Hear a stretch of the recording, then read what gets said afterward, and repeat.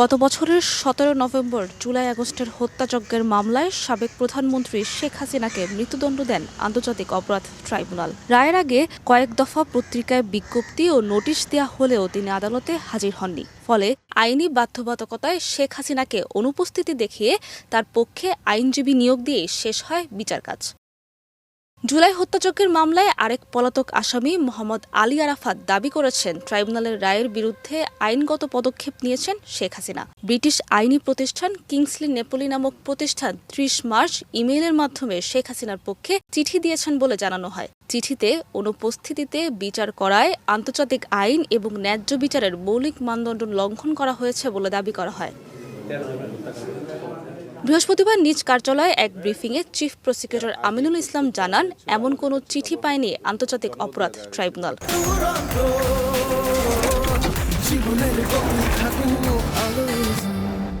কোনো আইনি পদক্ষেপ নিতে হলে আদালতে আত্মসমর্পণ ছাড়া শেখ হাসিনার কোনো পথ খোলা নেই বলেও জানান আমিনুল ইসলাম।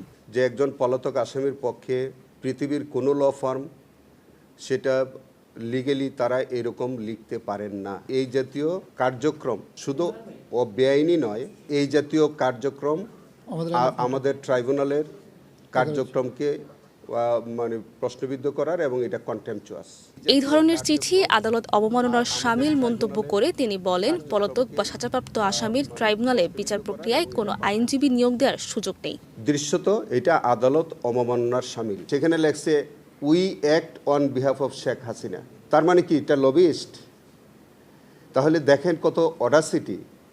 আমরা যদি এই ট্রাইব্যুনাল এই ল ফার্মের যদি আমরা কোনো অস্তিত্ব পাই বাংলাদেশে, বা কোনো ব্যক্তি বা সংস্থার যদি আমরা অস্তিত্ব খুঁজে পাই, অবশ্যই আদালত অবমাননার জন্য আমরা তার বিরুদ্ধে প্রসিডিংয়ের ব্যবস্থা করব। এদিন জুলাই আগস্টের হত্যাযজ্ঞের একটি মামলায় সাবেক পররাষ্ট্রমন্ত্রী হাসান মাহমুদ চৌধুরী সহ ২২ জনের বিরুদ্ধে তদন্ত প্রতিবেদন দাখিল করেছে তদন্ত সংস্থা। খারিজ করা হয়েছে হাসানুল হক ইনুর মামলার পুনঃতদন্ত চেয়ে করা আবেদন। শহীদ ওয়াসিম হত্যা মামলায় ১২ এপ্রিল ট্রাইব্যুনালে আনুষ্ঠানিক অভিযোগ দাখিল করা হবে বলেও জানায় চিফ প্রসিকিউটর। সাবরিনা মজুমদার, সময় সংবাদ, ঢাকা।